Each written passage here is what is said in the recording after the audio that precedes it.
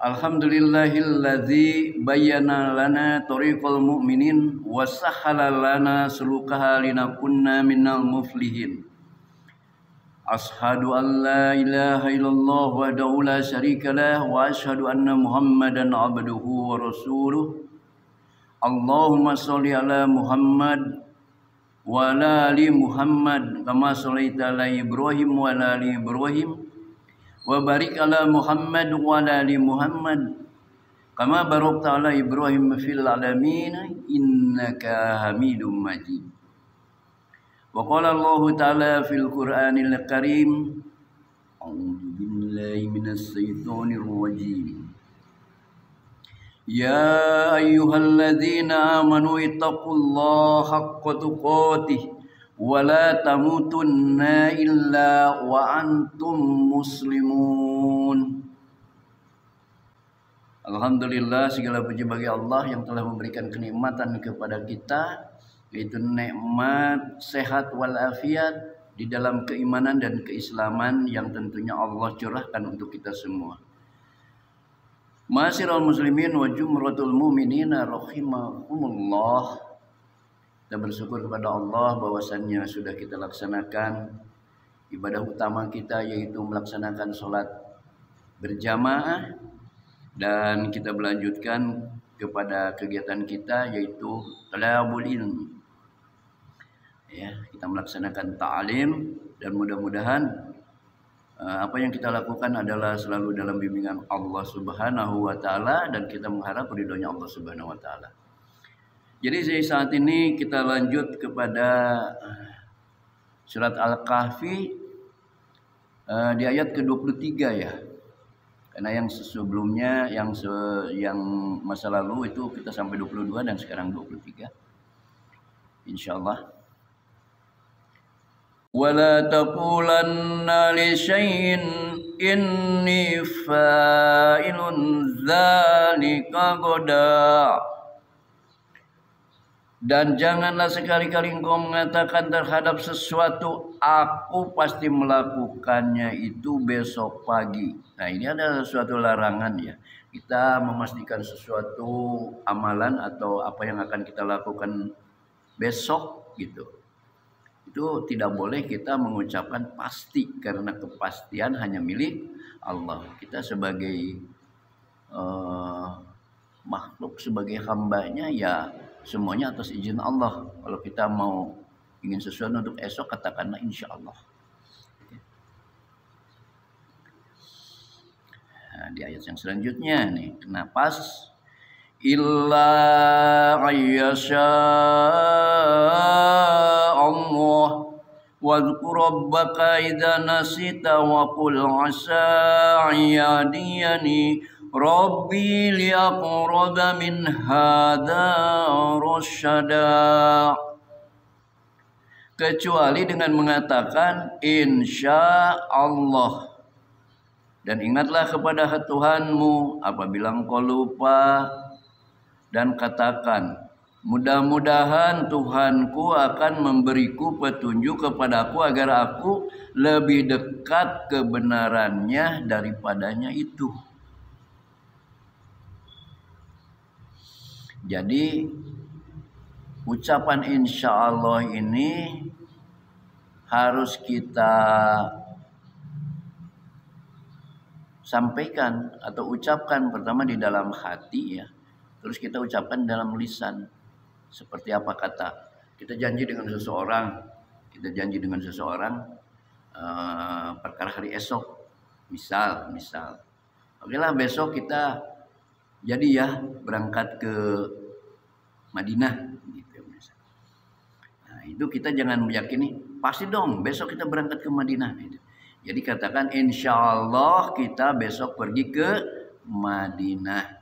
Itu perintahnya dari Allah kepada kita di dalam ayat yang ke-24 ini. Kita lanjut. Dan mereka dalam gua itu selama 300 tahun dan ditambah 9 tahun. Walabisu fi kahfihim salasamiatin sinina wazdadu tis'a. Jadi Ashabul Kahfi ini adalah mereka tinggal di dalam gua itu sama Allah, ditinggalkan di dalam gua yaitu selama 300 tahun ditambah 9 tahun. Mi'atin sinina wazdadu tis'a. Jadi begitu lamanya mereka ditidurkan oleh Allah Subhanahu wa taala, 300 tahun lebih ya. Gitu. Maka kita bayangkan kalau kita di umur awal sampai 300 sebagaimana ya, tidak terbayangkan oleh kita dan kemungkinan tidak mungkin kalau untuk kita bisa hidup selama ini kalau tidak ada kehendak dari Allah Subhanahu wa taala. Tetapi Ashabul Kahfi ini memang salah satu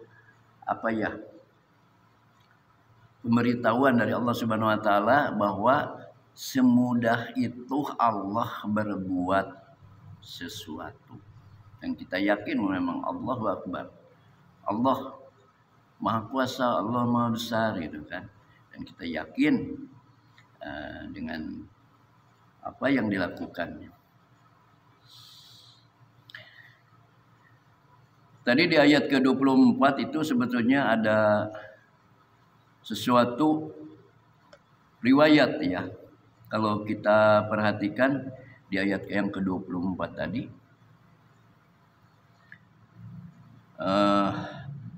ada suatu hadis dari Abu Musa al-Asy'ari bahwa dia berkata, aku mendatangi Rasulullah sallallahu alaihi wasallam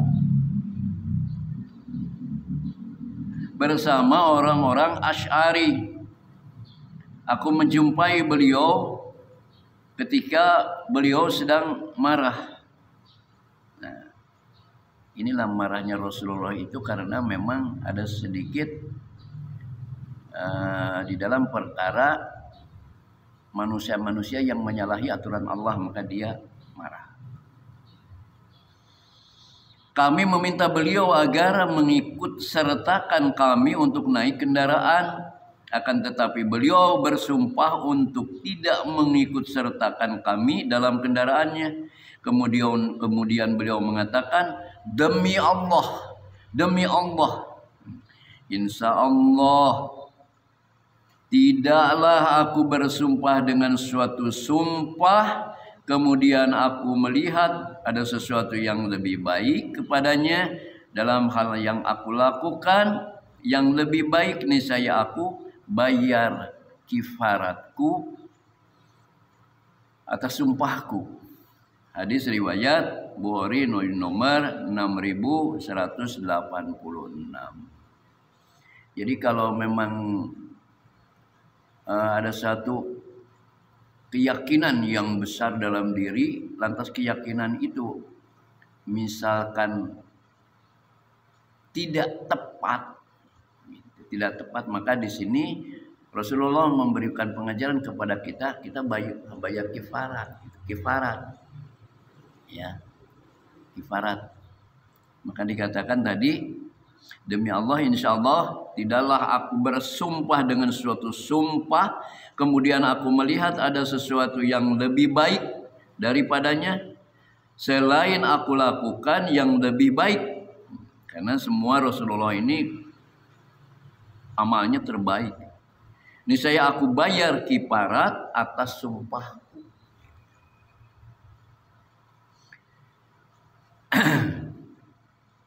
Jadi begitu penjelasan daripada di ayat ke-24 tadi, ditambah dengan salah satu hadis dari Abu Musa al-Asy'ari yang barusan saya sampaikan, kan? Beliau mendatangi pada Rasulullah bersama orang-orang Asy'ari. Dan Rasulullah bersumpah tidak akan mengikut sertakan Abu Musa dan kaumnya. Dengan orang-orang Asy'ari maksudnya. Nah, ketika itu Rasulullah dalam keadaan marah karena ada sesuatu mungkin yang orang menyalahi dalam syariat Islam gitu. Rasulullah itu kalau dihina secara fisik, secara pribadi dia tidak marah. Tetapi kalau urusan agama yang diusik baru dia marah gitu kan. Itu jadi jangan dianggap kalau Rasulullah itu tidak pernah marah. Bahkan pernah Rasulullah itu pernah marah sampai wajahnya memerah gitu. Sampai wajahnya memerah. Tapi ya itu dia, kalau Rasulullah itu marahnya perkara urusan kalau syariat Islam, kalau syariat yang Allah turunkan kepada manusia dilanggar, maka dia pasti marah. Alhamdulillah, itu mungkin penjelasan dari ayat 23 sampai 26, dan insya Allah kita nanti lanjutkan lagi di masa-masa kedepannya. Demikian talim pada waktu ini, kita tutup saja dulu dan insya Allah nanti kita lanjutkan kembali. Alhamdulillah wabillahi taufiq wal hidayah. Wassalamualaikum warahmatullahi wabarakatuh.